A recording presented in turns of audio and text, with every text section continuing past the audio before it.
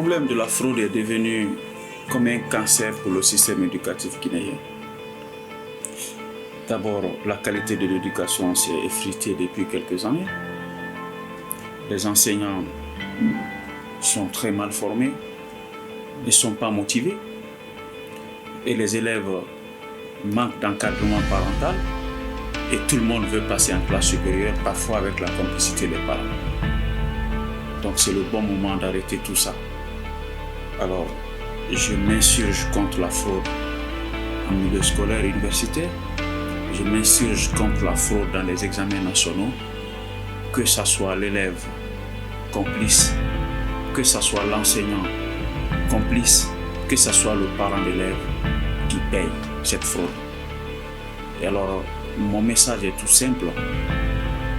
Payer de l'argent pour passer en classe supérieure, c'est pour préparer les dinosaures de demain qui vont puiser dans les caisses de l'État pour se construire des belles maisons contre l'intérêt et le développement de notre pays. Alors, un élève qui passe en classe supérieure en trichant, en volant ou en payant des notes est un potentiel corrompu de l'administration, est un potentiel corrompu des entreprises nationales.